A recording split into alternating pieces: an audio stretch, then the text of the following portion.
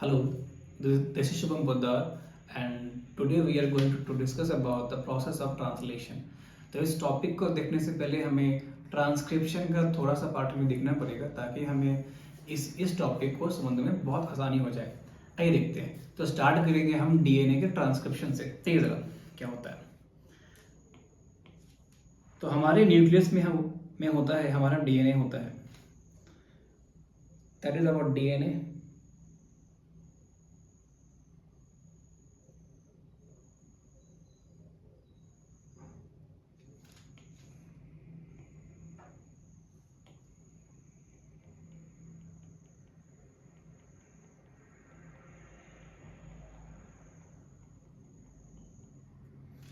ना इसमें हमें करना है ट्रांसक्रिप्शन करने हैं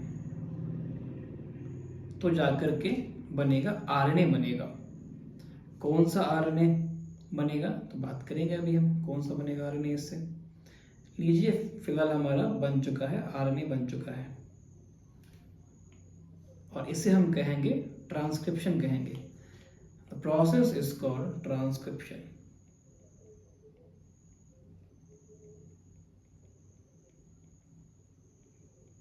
Now, this RNA basically contains both introns and exons. Now, what is introns, exons? आइए देखते हैं जरा। इस RNA के कुछ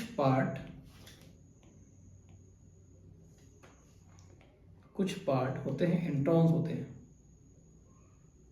introns basically they are interruptions and the rest other parts are exons. तो दिस ब्लू पार्ट्स जो हमने शेड किया है हमने यहां पर, this blue part are introns.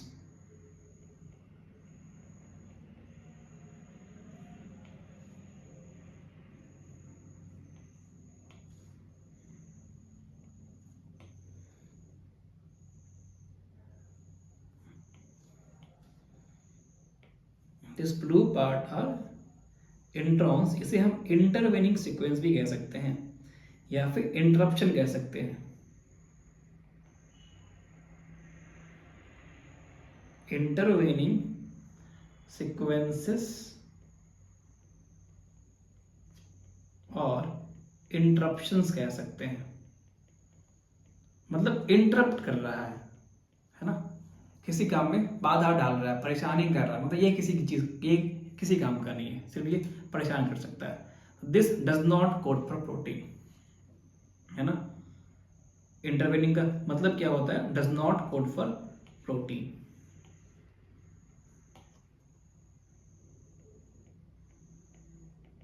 Doesn't code for protein. चलिए, तो हमें इसे बाहर निकालना पड़ेगा। इसका मतलब बाहर कैसे निकालेंगे? हम लोग एक प्रोसेस करेंगे, उसे बोलेंगे स्प्लाइसिंग बोलेंगे। चलिए आइए इसे बाहर निकालते हैं।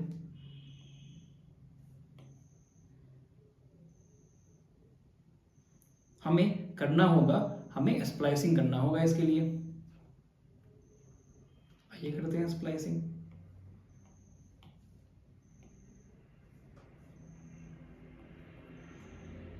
इस प्रोसेस को हम कहेंगे स्प्लाइसिंग कहेंगे। स्प्लाइसिंग करने के बाद होता क्या है? इंट्रॉन्स बाहर निकल जाते हैं और एक्सॉन्स बच जाते हैं।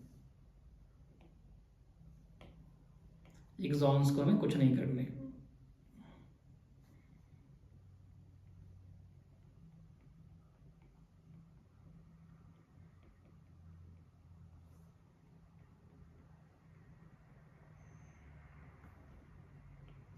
चलिए, तो हमने यहाँ पे क्या किया है? इस स्प्लाइसिंग में हमने बेसिकली किया है रिमूवल ऑफ इंट्रॉन्स,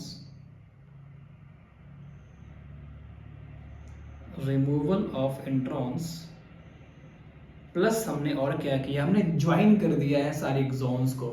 हमने बीच से काट के निकाला। जब बीच से काट के निकालेंगे तो दो पार्ट को जोड़ना भी तो पड़ेगा। तो ज्वाइनिंग ऑफ एक्सॉन्स। तो दोनों ही काम हमें करने पड़ते हैं, याद रखेंगे। इन द स्प्लाइसिंग, स्प्लाइसिंग अब किस चीज से होगा, लाइक क्या, किसी चीज को काटना है, कैंची लगेगी, काटेंगे तो कैंची को बोलेंगे ना। तो यहाँ पे वो क्या है, दैट इज स्प्लाइसियोसोम। कैसे करेंगे, बाय स्प्लाइसियोसोम। स्प्लाइसियोसोम्स के हेल्प से हम इसके कटिंग कर सकते हैं ना। स्प्लाइसियोसोम कहाँ होता है, इन यूकैरियोट्स। इसका मतलब क्या, ये प्रोकैरियोट में नहीं होता है, इसका मतलब क्या, ये सिर्फ यूकैरियोट्स में होते हैं, अगेन प्रोकैरियोट्स में नहीं होते। इसका मतलब क्या है, मतलब ये कि स्प्लाइसिंग प्रोसेस सिर्फ यूकैरियोट्स में होते हैं। इसका मतलब क्या, इंट्रॉन्स को निकालेंगे सिर्फ यूकैरियोट्स में। इसका मतलब क्या, प्रोकैरियोट्स में क्यों नहीं निकालेंगे, वहां होता ही नहीं होगा। इसका मतलब स्प्लाइसियोसोम अगर प्रोकैरियोट्स में नहीं है, इसका मतलब क्या है, स्प्लाइसिंग प्रोसेस की कोई जरूरत नहीं होगी वहां पर, मतलब वहां इंट्रॉन्स होंगे ही नहीं। जी हाँ, यही होता है। प्रोकैरियोटिक डीएनए से जो आरएनए बनते हैं वो मैच्योर आरएनए होते हैं, है ना। उसमें स्प्लाइसिंग करने की जरूरत नहीं होती है, उसमें इंट्रॉन्स नहीं होते, इसी की वजह से उसमें स्प्लाइसियोसोम भी उसके सेल में नहीं होते। और इसका एक और चीज होता है, कपलिंग रिएक्शन, जो आपने पढ़ा होगा या आगे हम डिस्कस भी करेंगे, इस टॉपिक के बाद की बात है वो, है ना। चलिए, spliceosome present only in the eukaryotes. आगे बढ़ते हैं। अब हम क्या करेंगे, अब इसमें हम करेंगे कैपिंग और टेलिंग करेंगे। आइए करते हैं कैपिंग टेलिंग। लीजिए, ये रहा हमारा आरएनए रहा। इस आरएनए में हम करने वाले हैं कैपिंग एंड टेलिंग करने वाले हैं।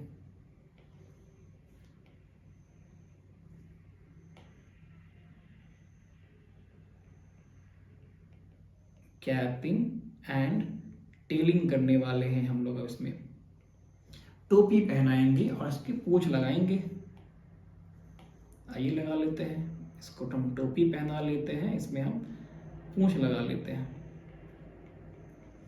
टोपी कहाँ पहनाएंगे, सर पे पहनाएंगे, है ना। आइए पहना दे, हमने इस पे टोपी लगा दी और हमने इसके पूंछ लगा देने हैं। लीजिए, लग गया, पूंछ लग गया। कहाँ पर लगाएंगे, जिस पार्ट में हम लगाएंगे उस पार्ट को हम कहेंगे 5 एंड कहेंगे फॉर कैपिंग। ये 3 एंड पे लगाते हैं, मतलब ये 5 एंड था, ये 3 एंड था, ये हमारा 5 एंड था, ये हमारा 3 एंड था। डीएनए में भी एक होता है 5, एक 3। चलिए, इतना चीज हमारा हो चुका है। अब इस आरएनए को हम क्या बोलेंगे, आइए देखते हैं। तो बेसिकली ये हमारा इमेच्योर आरएनए था, दैट इज HNRNA। इसे हम इमेच्योर आरएनए भी कहते हैं, इमेच्योर आरएनए। और हमने यहाँ पे प्रोसेसिंग करी, इसकी मैचुरेशन करी। तो ये जो आरएनए है वो कैसा आरएनए है, ये हमारा मैच्योर आरएनए है, और इसे ही हम कहते हैं mRNA, मैच्योर या फिर फुल्ली प्रोसेस्ड आरएनए। इसे ही हम क्या कहेंगे, mRNA कहेंगे, और इसमें इंट्रॉन्स नहीं होते हैं। डन। अब ये हमारा फुल्ली फंक्शनल आरएनए है। मैच्योर का मतलब क्या होता है, जो इसका काम है अब वो कर सकता है। इसका काम क्या है, आरएनए से क्या बनता है, प्रोटीन बनता है। अब हम कर सकते हैं, क्या कर सकते हैं, अब हम कर सकते हैं ट्रांसलेशन। तो आइए हम स्टार्ट करने की जरा कोशिश करें ट्रांसलेशन के प्रोसेस को।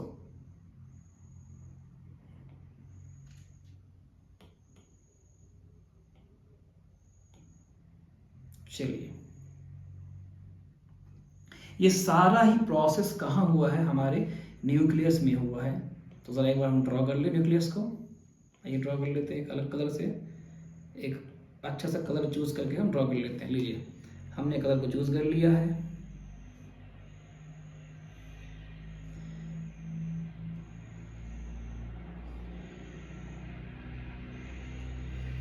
चलिए, न्यूक्लियस में दो होते हैं membrane, it's a double membrane structure. कौन, न्यूक्लियस। तो हमने दो मेम्ब्रेन्स को ड्रॉ किया है। कुछ कुछ पोर्शन में हमने जगह छोड़ा है, क्यों छोड़ा है अभी पता लग जाएगा आपको, हमने क्यों छोड़ा है जगह। देखते हैं हमने क्यों छोड़ा है जगह। चलिए, इसके ऊपर हम कुछ ड्रॉ करेंगे। अभी कौन सा कलर ले ले, चलिए ये वाला कलर हम ले लेते हैं। लीजिए, हमने कलर ले लिया है। यहाँ पर हम आर ई आर को और एस ई आर को हम ड्रॉ कर सकते हैं।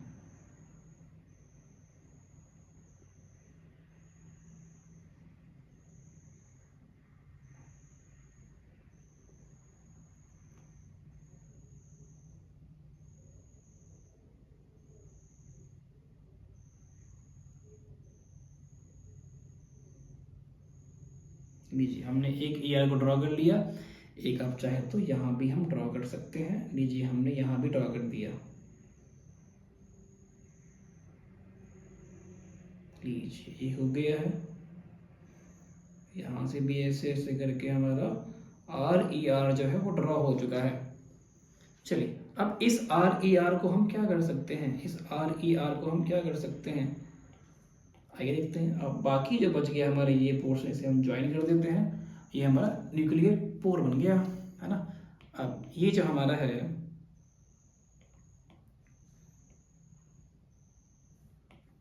इसमें हम राइबोसोम को अगर ऐसे ऐसे पुट कर देंगे तो क्या बन जाएगा, आर ई आर बन जाएगा, जो कि आप जानते हैं है ना, ये आप सब जानते हैं। तो हम फटाफट इस पे राइबोसोम डाल के इसको हम कर देते हैं आर ई आर। बस याद रखेंगे आर ई आर में राइबोसोम जो होता है वो अंदर नहीं होता, उसके मेम्ब्रेन के सरफेस पे होता है, बस ध्यान में रखेंगे बातें। चलिए तो न्यूक्लियस में हमारा सारा मेथड हो चुका है, हमारा एमआरएनए बन चुका है। अब उसे बाहर लानी पड़ेगी हमें। बाहर हम कैसे लाएंगे आरएनए को, न्यूक्लियस के पोर के थ्रू लाएंगे। आइए देखते हैं। ये रहा हमारा न्यूक्लियस का पोर, ये हमारा जो बन चुका है हमारा आरएनए, जो बन चुका है हमारा आरएनए, इसे हम बाहर लेकर के आएंगे है ना। दुल्हा हमारा तैयार है, इसे अब बाहर लाने की, बारात में लाने की अब तैयारी होगी। अब इससे हम बनवाएंगे प्रोटीन्स को, बनवाएंगे इससे हम। आइए नीचे लेके जाते हैं, वहाँ पे हम डायग्राम को ड्रॉ कर सकते हैं। एक नया डायग्राम को हमें ड्रॉ करना होगा। लीजिए यहाँ हमारा आ चुका है mRNA, the fully mature and processed RNA mRNA। ये रहा हमारा mRNA। थोड़ा सा हमने डायग्राम को बड़ा कर लिया है।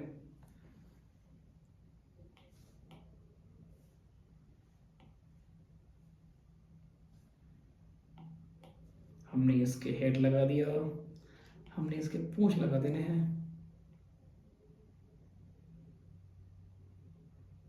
अच्छा हेड में होता क्या है, तो बताया नहीं हमने। हेड में होता क्या है, हेड में हम ऐड करते हैं मिथाइल गुआनोसाइन ट्राइफॉस्फेट, और टेल में हम ऐड करते हैं एडिनाइलेट रेसिड्यू है ना। ये क्या है, ये बात कर लेते हैं क्या है ये है, this part is basically methyl गुआनोसाइन triphosphate, methyl गुआनोसाइन triphosphate. हमने कहां पे ऐड किया, 5' पे ऐड किया, देख पा रहे हैं आप। और ये क्या है, ये क्या है, this part is basically adenylate residue, adenylate residue. ये कहां पर होता है, 3' पे हमने ऐड किया है। हमने कहां पे ऐड किया, हमने 3' पे ऐड किया है। आइए आगे बात करेंगे हम। अल्टीमेटली हमने mRNA को बाहर लेके आ चुका है। अब इससे हमें करनी है ट्रांसलेशन। तो ट्रांसलेशन को शुरू करने से पहले इसमें क्या क्या चीज और लगेगा आरएनए के अलावा, हम पहले वो सब जान लेते हैं, तो हमें आसान हो जाएगा बातें करनी। देखिए जरा, तो फॉर ट्रांसलेशन,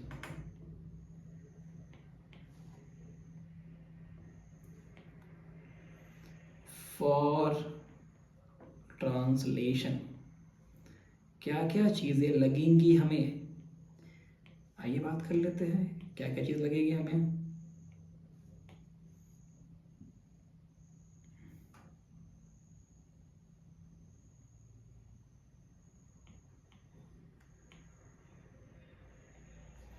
रिक्वायरमेंट्स,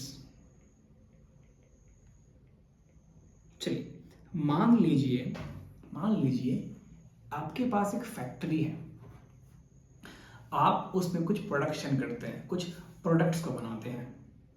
तो उस प्रोडक्ट्स को फॉर्म करने के लिए आपको क्या क्या चीज़ लगेंगी? पहला, मशीनरी लगेगी, मशीन ही नहीं रहेगी तो बनेगा कैसे? पहला। सेकेंड, रॉ मटेरियल्स लगेंगे, लाइक आपको बोटल्स बनाने हैं तो प्लास्टिक चाहिए, स्टील चाहिए, जिसके लिए बनाने वो चाहिए हमें। तो दो चीज़ लगेगी, पहला हमें मशीनरी लगेगी, सेकेंड हमें क्या लगेगा? रॉ मटेरियल्स लगेगा।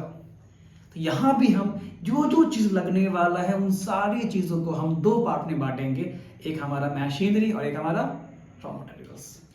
चलिए, हमने इसे बांटनी है दो पार्ट में। We have the requirements of two things. चलिए,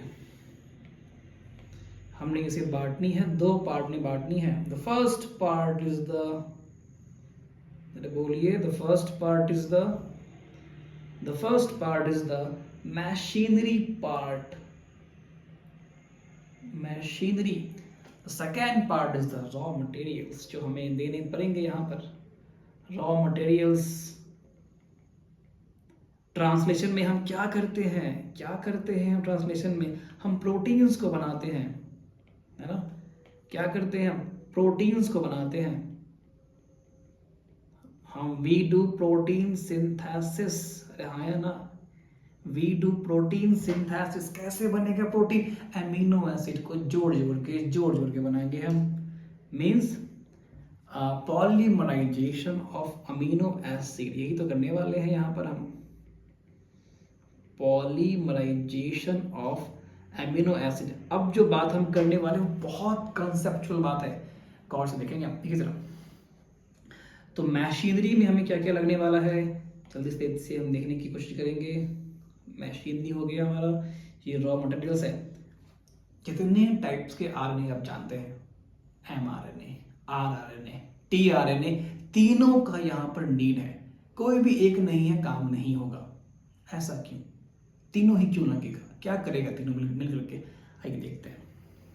तो पहला जो हमारा मशीनरी का जो हिस्सा है वो हमारा है ऑल टाइप्स ऑफ आरएनए।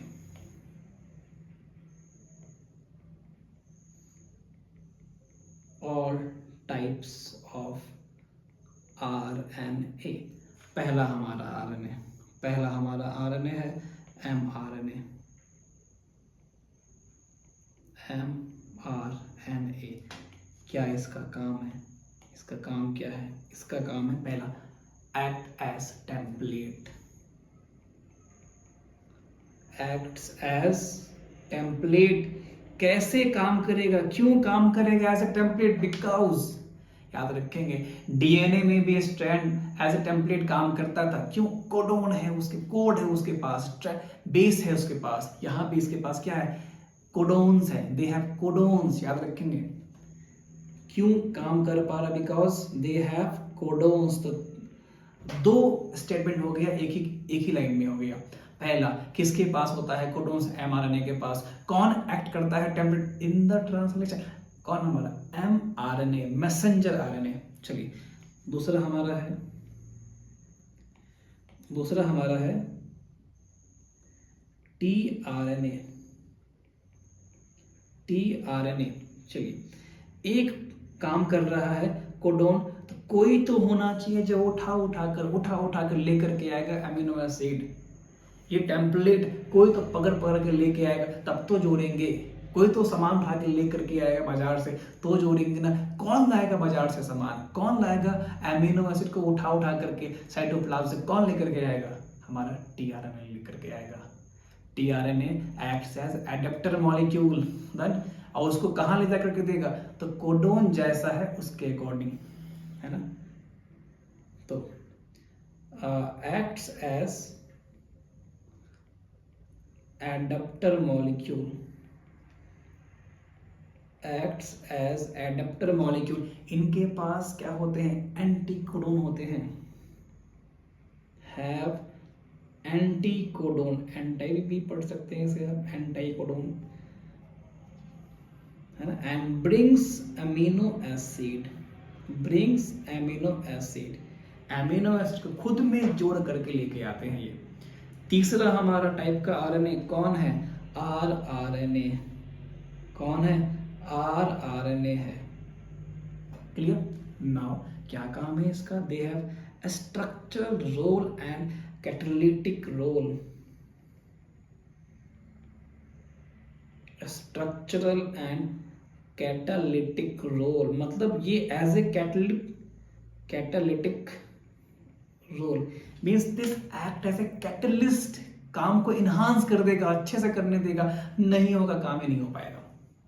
चलिए, अब कैटलिस्ट भी होते हैं, प्रोकैरियोटिक में अलग टाइप के होते हैं, यूकैरियोटिक में अलग टाइप के होते हैं। In the prokaryotic 23S rRNA, in the eukaryotic 28S rRNA, आप ध्यान में रखेंगे।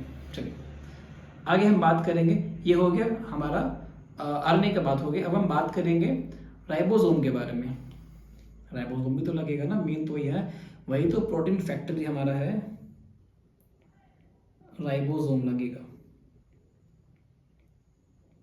चलिए, राइबोसोम के होते हैं 2 यूनिट होते हैं। कितने होते हैं? They have 2 units. सबसे पहले, उससे पहली बात है, राइबोसोम जो होते हैं प्रोकैरियोटिक सेल में भी होते हैं और यूकैरियोटिक सेल में भी होते हैं। दोनों अलग अलग टाइप के होते हैं। तो एक को हम कह देंगे प्रोकैरियोटिक राइबोसोम,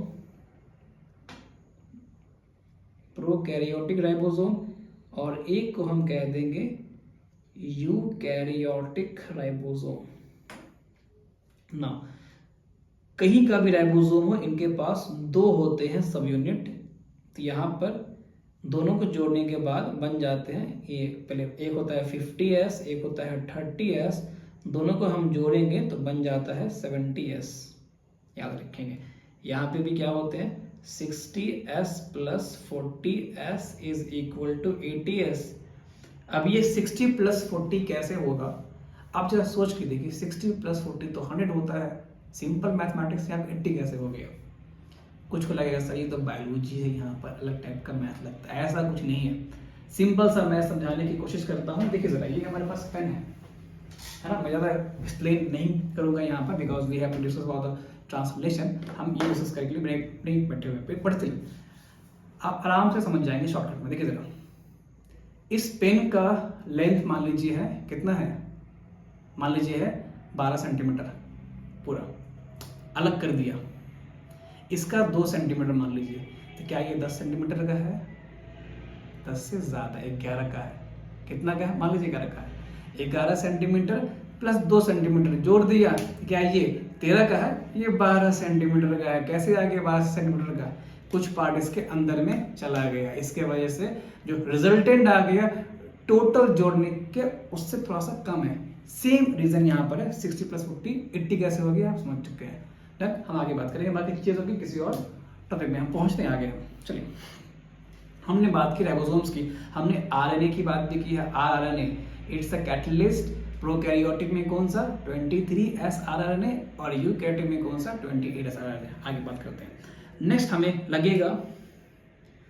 हमें लगेगा Mg2+। सर ये चीज तो है ही नहीं एनसीईआरटी में, ये चीज कहाँ से आपने लिख दिया? एनसीईआरटी में है, इस चैप्टर में नहीं है।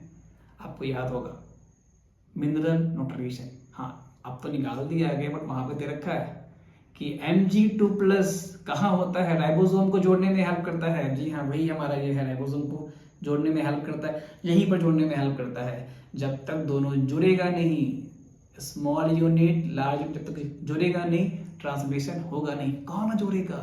Mg2+ जोड़ेगा। याद रखेंगे, है ना। काम क्या है इनका? काम क्या है? Joins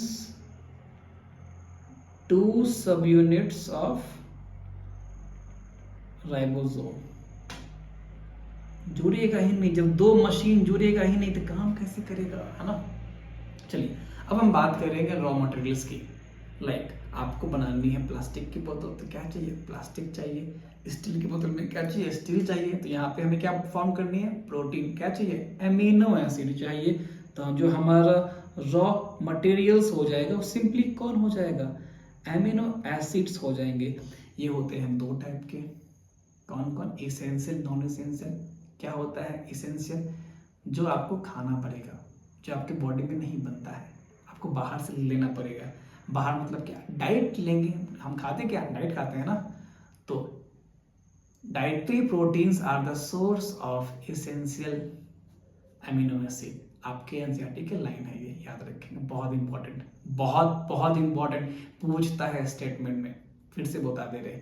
dietary proteins are the source of amino acid, मतलब जो source of essential amino acid. Sir non essential, जो आपके बॉडी खुद से बना सकती है, उसको आप नहीं भी खाएंगे कोई खास दिक्कत नहीं होगा, बॉडी उसको बना लेगी। सर कैसे बना लेगी, कैसे बनेगा, कभी तो ये पढ़ा ही नहीं। चैप्टर 12 मिनरल न्यूट्रिशन लास्ट में दे रखा है, एक एप्लीकेशन इसका हमें मिल जाता है बायोमोलिक्यूल्स में भी। ट्रांस एमिनेज, आपको याद होगा, पढ़ा अपने 6 क्लासेस एग्जाम्स के, ट्रांस एमिनेज, उसका एग्जाम्पल ट्रांसफरेज, सॉरी ट्रांसफरेज आपने पढ़ा है बायोमोलिक्यूल्स, उसका example transaminase, transfer of amine group आपने पढ़ा है। सबसे लास्ट टॉपिक क्लास 11 चैप्टर 12 में, जहां पर एक एमिनो एसिड से एमिनो ट्रांसफर कर करके दूसरा एमिनो एसिड बनाया गया है, आप देखिए मिलेगा। वो प्लांट के बारे में दे रखा है, एनिमल में भी बनते हैं इस तरीके से। अल्टीमेटली कुछ एमिनो एसिड्स को बनाया बॉडी में ही जा सकता है, और ऐसे एमिनो एसिड को बोलते हैं नॉन इसेंशियल। कुछ नहीं बन पाते हैं उसे बोलते हैं इसेंशियल। कितने सर टोटल अमीनो एसिड्स है? There are 20 types of total amino acids. इसमें से 10 हमारे इसेंशियल है, 10 नॉन इसेंशियल है, जो आप पढ़ेंगे इन द बायोमोलिक्यूल्स, है ना। से याद भी करते हैं वीआईपी हॉल में TT, like for the essential amino acid. हम आगे बात करते हैं, चलिए। तो ये हमारा हो गया, रिक्वायरमेंट्स हो गए। अब हम सारी चीज़ों को जोड़ने की कोशिश करेंगे, फिर हम स्टार्ट करेंगे क्या, ट्रांसलेशन। आइए, तो हमारा जो mRNA है यहाँ पे आ चुका है बाहर। अब सब चीज़ इससे जुड़ने वाले हैं धीरे धीरे करके, और हमारा जो प्रोसेस है वो शुरू होने वाला है। तो आइए जरा हम शुरू करें इसका प्रोसेस।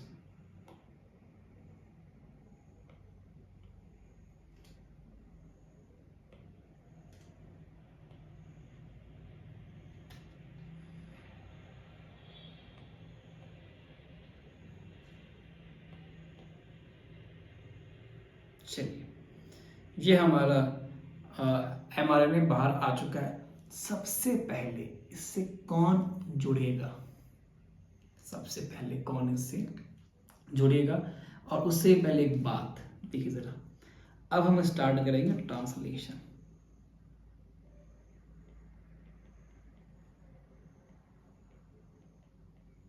ट्रांसलेशन क्या होता है? Translation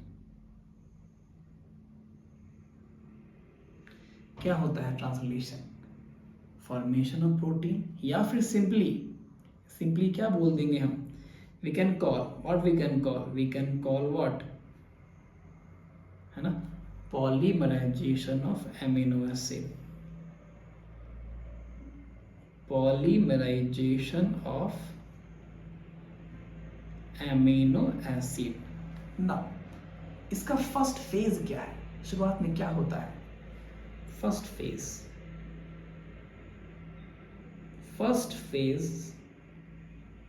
of translation, first phase of translation,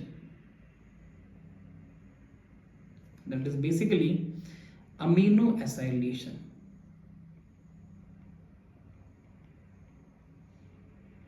amino acylation, इसे और क्या बोलते हैं? इसे बोलते हैं charging of tRNA.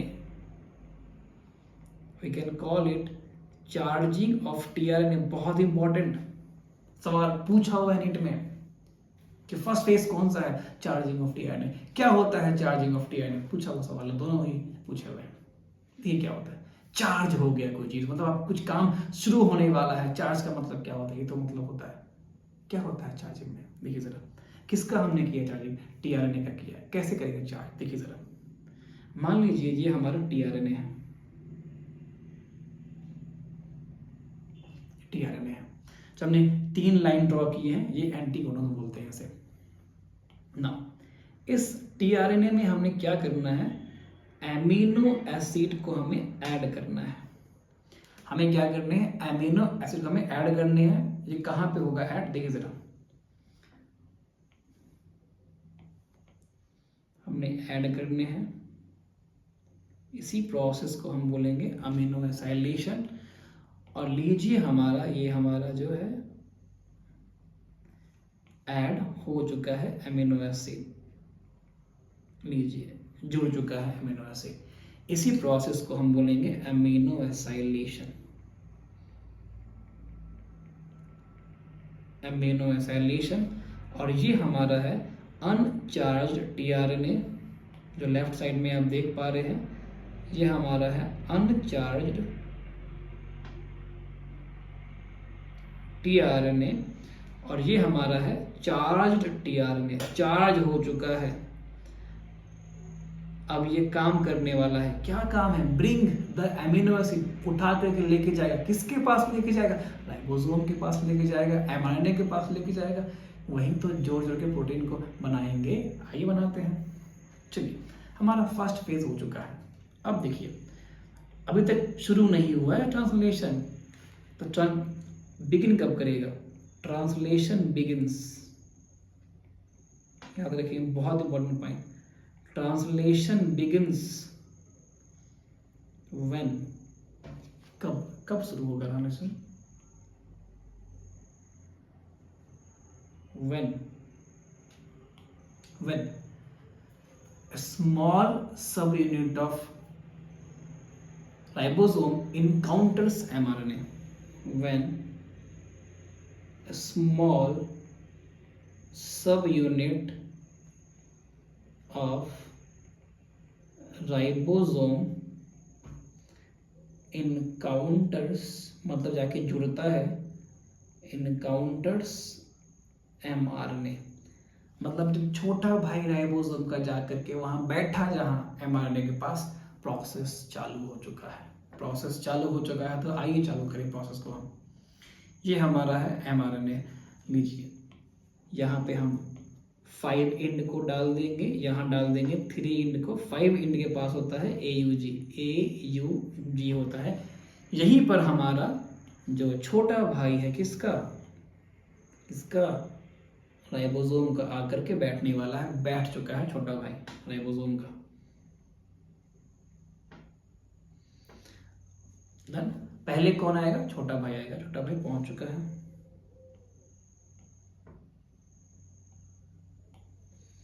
This is small सब यूनिट ऑफ राइबोसोम, आकर के बैठ चुका है। अब क्या होगा?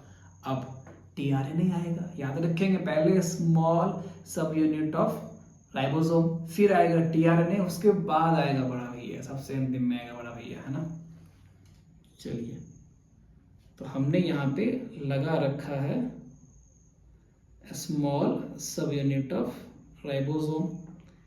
लीजिए, यहाँ पे आ चुका है अपना, कौन आ चुका है? टीआरएनए आ चुका है। एमआरएनए के पास कोडोन, इसके पास जस्ट अपोजिट एंटी कोडोन। मतलब अगर इसके पास एमआरएनए में AUG है, तो टीआरएनए में क्या होना चाहिए? UAC, उल्टा होना चाहिए। इसे बोलेंगे हम कोडोन कहेंगे, इसे बोलेंगे एंटी कोडोन कहेंगे। तो एंटी कोडोन किसके पास होता है? टीआरएनए के पास। चलिए, आ चुका है। डन। इसके पास अपना कोई ना कोई एमिनो एसिड होगा, हमने चार्ज भी किया था इसे, वो लेकर के आया है एमिनो एसिड। चलिए, हम बैठा हुआ इंतजार में, अब आएंगे बड़ा भैया। आइए बड़े भैया को लेकर के आते हैं। चलिए, ये रहा हमारा स्मॉल सब यूनिट ऑफ राइबोसोम, ये रहा हमारा टीआरएनए। सब लोग बैठे हुए इंतजार में। अब आएगा हमारा बड़ा यूनिट ऑफ राइबोसोम आने वाला है। लीजिए, पहुंच गया बड़ा यूनिट ऑफ राइबोसोम, पहुंच गया। डन। चलिए, अब क्या होगा आगे? जरा इमेजिन करने की कोशिश कीजिए। ट्रेन है, पटरी है, और ट्रेन से निकल रहा है धुआं। डीजल वाली ट्रेन है ना, डीजल की इंजन है। ट्रेन है, पटरी है, और उससे ट्रेन से निकल रहा है धुआं, इंजन से निकल रहा है धुआं।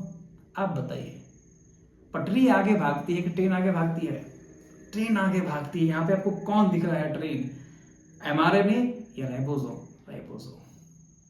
तो एमआरएनए स्टैटिक है, उस पर भागेगा कौन? MRNA. MRNA runs codon to codon, codon to codon वो ट्रैवल करेगा, इसे ट्रांसलोकेशन कहते हैं। आपके एनसीईआरटी में नहीं है, इसे कहते हैं ट्रांसलोकेशन कहते हैं ना। आइए भगाते हैं और छुक छुक करके क्या निकलेगी? धुआं निकलेगी। यही धुआं हमारा एमिनो एसिड का चेन होने वाला है। कैसे होगा आइए देखते हैं कैसे होगा ये।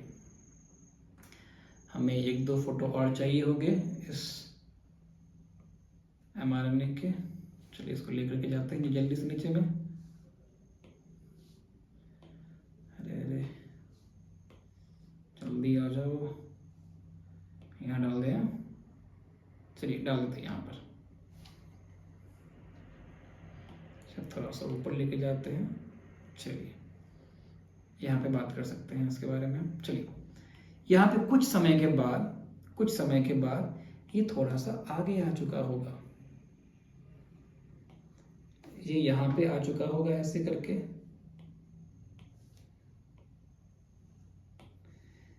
ये आगे आ चुका होगा यहाँ पर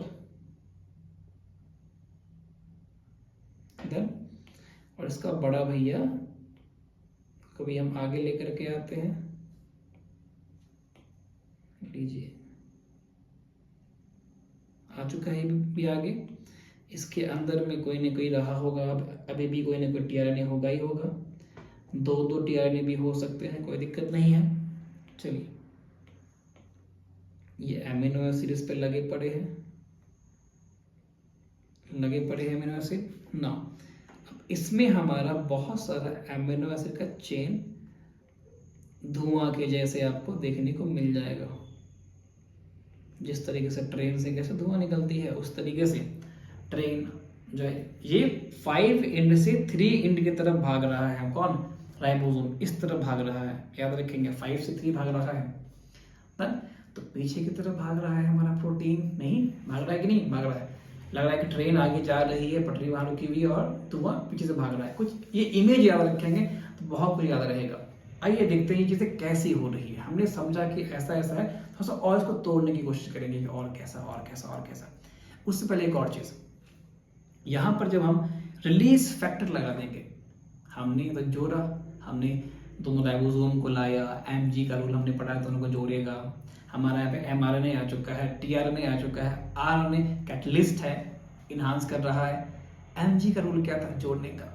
अब कंप्लीट हो चुका है हमारा ट्रांसलेशन। क्या होगा अब क्या होने वाला है? अब एक रिलीज फैक्टर बाइंड करेगा, सब लोग जो जुड़े थे अलग अलग हो जाएंगे और जो प्रोटीन बन चुका है वो भी अलग हो चुका होगा। डन। उसको करेंगे लास्ट में। आइए देखते जरा। आइए तो ये हमारा है जस्ट सेकेंड, एक बार और हमें इसे लेना पड़ेगा। इसे लेकर के आगे चलते हैं हम।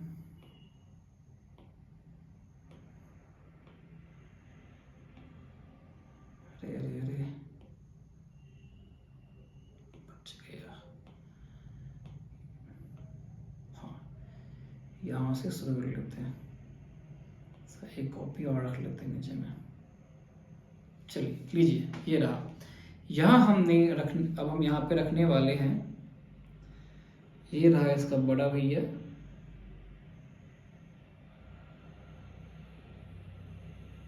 लार्ज यूनिट ऑफ राइबोसोम, और ये इसके छोटे भाई।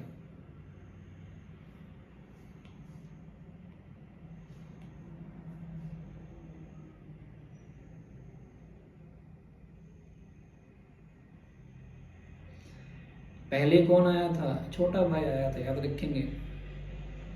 तब जाके शुरू हुआ था हमारा ट्रांसलेशन। दोनों आके बैठे हुए हैं, देखिए जरा। यहाँ पर हम 4 टीआरएनए को ड्रॉ करने की कोशिश करेंगे। एक टीआरएनए आता हुआ दिखाएंगे हम कि ये भाई सब आ रहे हैं। एक अंदर में बैठे हुए हैं, एक भाई साहब जा रहे हैं।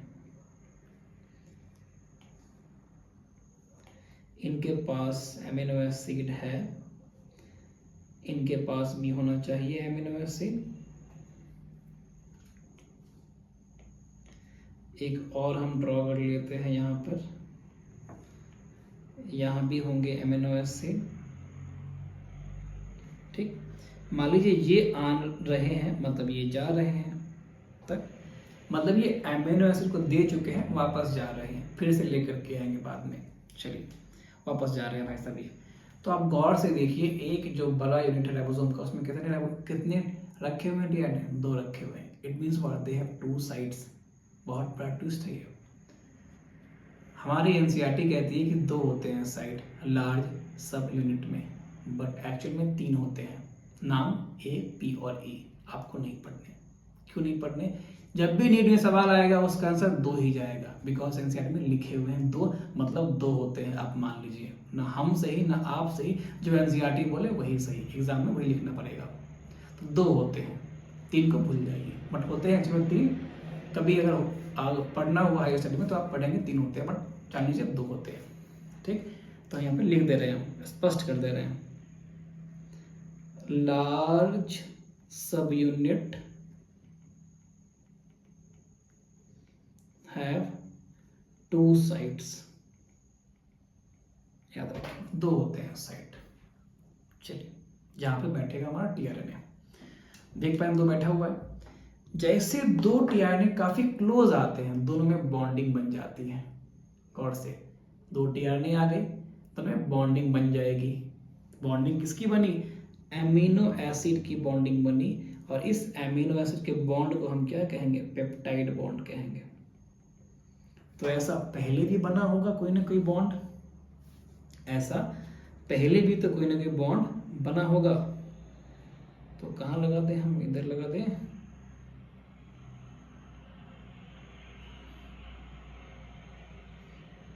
लीजिए, ये पहले से बने हुए हैं, जो पहले से आकर के दे करके गए हैं। अब ये दे के जाने वाले हैं, अब ये दे के भाई साहब जाने वाले हैं, है ना। सेकेंड, ठीक है, हाँ ठीक है। चलिए देखिए जरा, अब क्या होने वाला है, देखिए जरा। तो ये इनकमिंग है, इनकमिंग टीआरएनए, आउटगोइंग हमारा टीआरएनए, और अंदर में 2 टीआरएनए बैठे हुए हैं। हमने 4 टीआरएनए को ड्रॉ किया है। कहाँ पे? लार्ज में 2 ड्रॉ किए, या बल्कि 2 हमने ड्रॉ किए हैं peptide bond.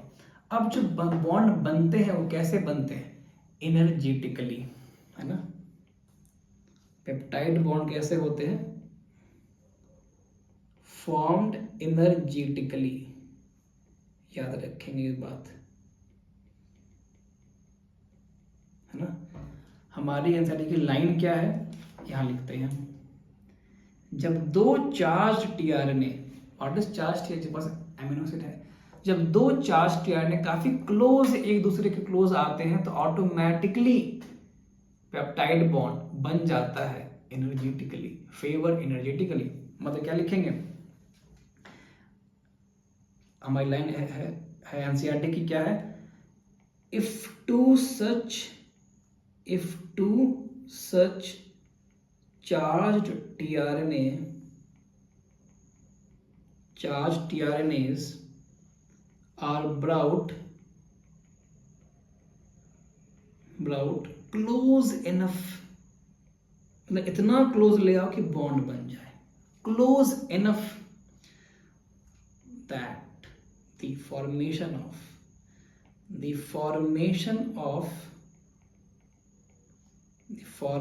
of peptide bond favors energetically, favors what? Energetically। ये शब्द आप याद रखेंगे, एनर्जेटिकली वाला वर्ड। पैसिवली नहीं हो रहा है, एक्टिवली हो रहा है ये। डन। चलिए, अल्टीमेटली हमने देख लिया है ना। अब हम क्या करते हैं, इसमें हम रिलीज फैक्टर को बाइंड कर दें। रिलीज फैक्टर हम बाइंड करेंगे, सब कुछ अलग अलग हो जाएगा। चलिए, हमें फिर से डायग्राम ड्रॉ करना पड़ेगा पूरा, कोई बात नहीं, हम ड्रॉ कर लेते हैं। लीजिए, ये हमारा है छोटा भैया, ये इनके बड़े भैया, है ना।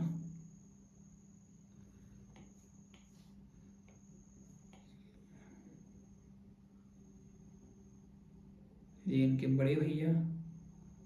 चलिए, जब ये स्टॉप कोडोन पे आते हैं तब मान लीजिए reach stop codon, ribosome reached stop codon, stop codon, अब कौन आएगा? रिलीज फैक्टर बाइंड्स, नाम ही रिलीज फैक्टर, सब कुछ रिलीज हो जाएगा। फैक्टर बाइंड्स एवरीथिंग सेपरेट्स, सब कुछ अलग अलग हो जाएगा। हमने यहां पर एक टीआरएनए को ड्रॉ कर लेना है। लीजिए, ये रहा हमारा एमिनो एसिड रहा। चलिए, उसके बाद हम ये क्या क्या करेंगे, एक चेन हम ड्रॉ कर लेंगे एमिनो एसिड्स का,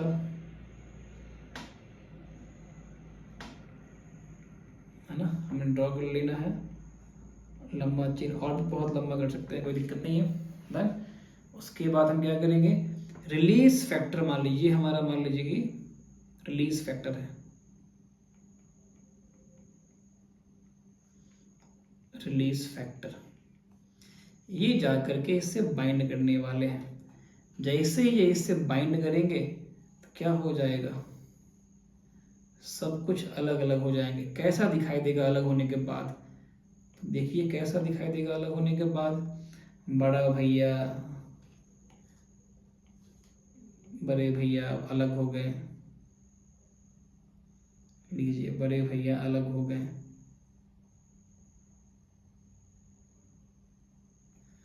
छोटे भाई भी अलग हो गए,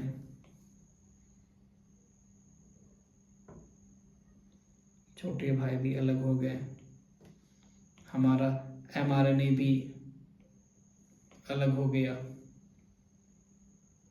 ये रहा हमारा एमआरएनए भी अलग हो गया।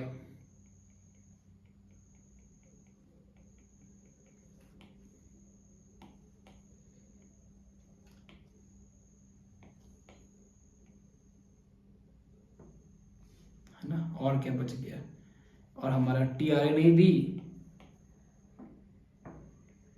छोड़ करके एमिनो एसिड सब कुछ अलग अलग हो चुका है। Now that's the end of translation.